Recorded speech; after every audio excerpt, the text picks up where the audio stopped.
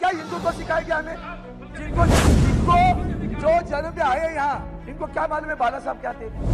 अब मंत्री थे, 2.5 वर्ष आप भी साथ में थे, बोलने का अधिकार बैठा है। आज भी हमारे महाराष्ट्र में जो सरकार है वो संविधान बाह्य सरकार है। माननीय सर्वोच्च न्यायालय ने न्याय दिया, कह दिया है सभी लोग अपात्र होंगे। मुख्यमंत्री से लेकर सभी का नाम लिया, ये सभी अपात्र होने वाले हैं। ये नहीं, अरे बैठ पीछे बैठ। व्यक्तिगत मंत्री जी, मान्य मंत्री जी, औसत में निकालूंगा क्या?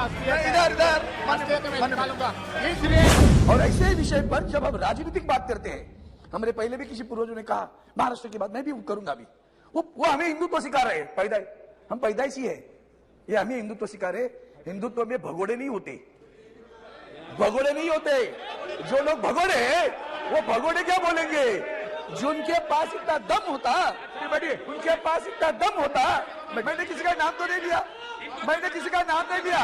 अगर हिम्मत होती, जी आप बोलिए, अपनी बात पूरी कीजिए। मैं बोल रहा हूँ सर, जो हुआ हादसा, जो हादसा हुआ, अगर हिम्मत थी वो क्या हिंदुत्व सिखाएंगे हमें?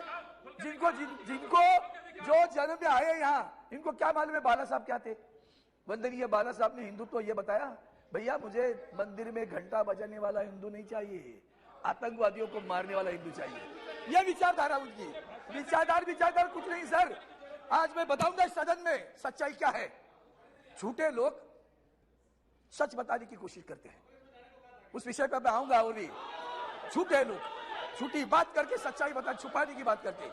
अब रही बात जो हुआ वह हादसा, सर महाराष्ट्र की बात आई, आपने कहा अविश्वास प्रस्ताव क्यों? मैं बताता हूं अविश्वास प्रस्ताव क्यों।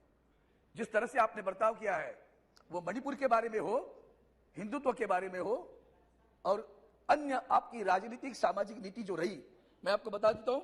आज की सरकार भी जो कहते हैं ना, हमने किया हिंदुत्व के लिए, इनको छोड़ दिया। अरे जिनको छोड़ा वो तुम्हारे पास आए वापस, जिनका नाम लेकर आदरणीय प्रधानमंत्री जी ने कहा कि नेशनल एनसीपी पार्टी क्या है? Natural corrupt party. उन्होंने भरी सभा में, भरी रैली में कहा, 3 दिन में थे उस रैली में, आगे कहा 70,000 करोड़ का घोटाला हुआ, सिंचाई का घोटाला हुआ, बैंकों का घोटाला हुआ। 4 दिन में जिनके नाम पर घोटाले थे सभी महाराष्ट्र की सरकार में शामिल हुए। सिर्फ शामिल नहीं हुए, मंत्री भी बने सर, मंत्री बने। मतलब क्या है? भ्रष्टाचार के खिलाफ हो आप? ईडी के केसेस लेकर सबको डरा के लेके गए, भगोड़े लोग बोलेंगे राष्ट्रीयत्व की बात। और ये वॉशिंग मशीन जो चल रहे हैं ना सर, ये क्या बोलेंगे? उस तक तो उनका नाम लेके गए थे, अभी उनके साथ में बैठे। आज विषय गंभीर किस बात का है कि आदरणीय प्रधानमंत्री जी ने छुप कर बैठे, माननीय सर्वोच्च न्यायालय तमाचा लगाने की बात। अब आगे चलकर पिछले 4 दिन में क्या क्या हुआ? पिछले 4 दिन में जैसे हमारे बारे में हुआ, आज भी हमारे महाराष्ट्र में जो सरकार है वो संविधान बाह्य सरकार है। माननीय सर्वोच्च न्यायालय ने न्याय दिया, कह दिया है सभी लोग अपात्र होंगे। मुख्यमंत्री से लेकर सभी का नाम लिया, ये सभी अपात्र होने वाले हैं। फिर भी मैं तो सुप्रीम कोर्ट का दायर, बोलो सुप्रीम कोर्ट से कि मैं पार्लियामेंट में बोल रहा हूं, सुप्रीम कोर्ट ने दायर, सुप्रीम कोर्ट ने निर्णय दिया, सदस्य पे कार्रवाई करने का निर्णय दिया। अब क्या बात करेंगे? अब यही बात कहता हूं, आगे चलकर सभापति चेयरमैन सर, सुप्रीम कोर्ट ने यहां भी कर दिया मणिपुर में। कल क्या निर्णय दिया पता है आपको? अगर सरकार होती ना तो शर्म आती सरकार को कि सुप्रीम कोर्ट ने एसआईटी बिठाई, सुप्रीम कोर्ट ने डीआईजी पद बिठाए, सुप्रीम कोर्ट ने 3 हाईकोर्ट जजेस पीछे वाले, उनके पास कार्रवाई करने का अधिकार दिया, सुनवाई करने का अधिकार दिया, जांच करने का अधिकार दिया, पुलिस के ऊपर कार्रवाई की। सरकार कहां है? सुप्रीम कोर्ट चला रहा है। मणिपुर की जांच कौन करेगा? सुप्रीम कोर्ट तय कर रहा है। ये तो आपकी सरकार पर तमाचा है। फिर भी नहीं शर्म आती आपको? फिर भी आपको बुरी नहीं लगता? फिर भी बुरा नहीं लगता? पूरी भी बुरा नहीं लगता? अब बात हुई ना, उन्होंने जब बोला, मैं एक शब्द भी उठकर के बोला नहीं है। क्यों लग रही है मिर्ची? समझ लो क्यों लग रही। अब कोविड की बात आई सर, कोविड के समय में भी मुख्यमंत्री उद्धव जी ठाकरे साहब ने जो काम किया उसकी सराहना वर्ल्ड हेल्थ ऑर्गेनाइजेशन ने की, माननीय नीति आयोग के लोगों ने की, माननीय सर्वोच्च न्यायालय ने की। और कहा यह जो उद्धव ठाकरे जी ने जो पैटर्न लगाया है, धारावाहिक पैटर्न, उसका अमल करो पूरे देश में। इतनी सराहना करने के बाद झूठे इल्जाम लगा, तभी तो तुम भी तो सरकार में थे। जो इल्जाम लगा रहे हैं वो भी तो सरकार में थे। कौन से अधिकार से बोलते हो? कौन से अधिकार से बोलते हो? आप लोग सरकार में शरीक थे, आप मंत्री थे, 2.5 वर्ष आप भी साथ में थे, बोलने का अधिकार बैठा है। इसलिए मैं सब महोदय, मैं 2-3 महत्वपूर्ण मुद्दे लगता हूं। प्रधानमंत्री जी का वक्तव्य, सत्यपाल मलिक जी फाड़ रहे हैं पूरी। उन्होंने पुलवामा के बारे में क्या बोला, उन्होंने भ्रष्टाचार के बारे में क्या बोला, और 2-3 मुद्दे और भी। महाराष्ट्र को कितना आपने हैरान किया, क्यों हम विश्वास रखे? महाराष्ट्र का फाइनेंशियल सेंटर आप गुजरात में लिखी गई, महाराष्ट्र का वेदांता फॉक्सकॉन गुजरात में लिखी गई, महाराष्ट्र का एयरबस गुजरात में लिखी गई, महाराष्ट्र का ड्रग पार्क गुजरात में लिखी गई, महाराष्ट्र का पुलिस स्टेशन गुजरात में लिखी गई, महाराष्ट्र का डायमंड सेंटर गुजरात में लिखी गई। महाराष्ट्र के बंदरगाह का विकास 9 वर्ष में महाराष्ट्र का बंदरगाह का विकास नहीं हुआ। महाराष्ट्र के मिल वर्करों के बारे में जमीन पर कुछ करना है, कुछ नए प्रोजेक्ट, कुछ नहीं किया। उल्टा जब हमारे पास निसर्ग तख्ते का चक्रवात आया था तो आदरणीय प्रधानमंत्री जी वहां गुजरात में भी आया था, गुजरात में घूमे, उनका हेलीकॉप्टर आगे नहीं आया, पीछे गया वहां से। महाराष्ट्र के ऊपर ध्यान नहीं दिया, इतना सारा इल्जाम लगे।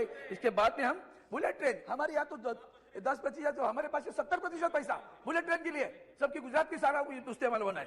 शिवसेना उद्धव ग्रुप के अरविंद सावंत जी का भाषण सुनते वक्त मुझे लगा कि मैं दिल्ली में नहीं, महाराष्ट्र में विधानसभा में बैठा हूं। तो इसलिए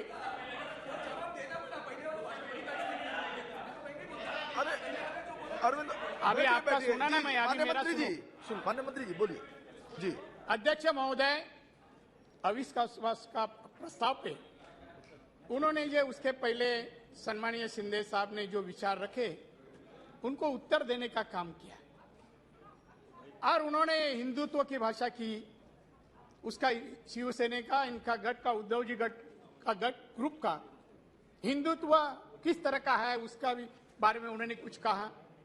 अब हिंदुत्व के बारे में इतने हो, हिंदुत्व चाहते हैं, उनको गर्व है, तो जब 19 को सत्ता पाने के लिए भारतीय जनता पार्टी को छोड़कर उस वक्त गद्दारी कर पवार साहब के साथ गए, जब हिंदुत्व याद नहीं है, नहीं आया याद सर? अभी वो एक मिनट सर, वो हिंदुत्व और असली शिवसेना के बारे में कह रहे हैं। ये शिवसेना में कब आया? मैं 1967 का शिवसैनिक हूं, साथ में 1900। ये नहीं, अरे बैठ पीछे बैठ, व्यक्तिगत मंत्री जी, माननीय मंत्री जी please please, no no no, माननीय मंत्री जी प्लीज, ना उनको बैठे को please don't be personal please बोला जी, ना हम लोग कोई भी नहीं कुछ बोले। वैयक्तिक टिप्पणी से बचिए प्लीज, वैयक्तिक टिप्पणी से बचिए प्लीज। सर अभी वो भारतीय जनता पार्टी माननीय अरे पार्टी बदलने को भी ताकत लगता है, तुम लोग को छोड़ के गए ना। अरे छोड़, माननीय मंत्री जी इधर इधर, address the chair only, address the chair only. मैं पार्टी छोड़ा ना, ये 220 लोगों ने प्रोटेक्शन लिया था, 220 लोगों ने। हो गया, ये क्या बात करते हैं अभी? Thank you. सब अभी कुछ नहीं बचे, अभी बचे नहीं है, खाली अभी जो आवाज आ रहे हैं ना, वो बिल्ली का, टाइगर का आवाज नहीं है, वो खत्म हो गए। अभी वो उनको कोई हमारे पंतप्रधान जी के ऊपर बोलने का कोई अधिकार नहीं है, औकात नहीं है उनकी पंतप्रधान जी के ऊपर बोलने की। जी जी, अभी अपना देखो महाराष्ट्र में कहां तक है, कभी डूबने वाले वही देखो, मगर भारतीय जनता पार्टी और माननीय पंतप्रधान जी हमारे माननीय अमित शाह, इनके ऊपर उंगली भी बताया ना। Thank you. तो तुम्हारी औकात में निकालूंगा क्या, असलियत इधर इधर असलियत में निकालूंगा।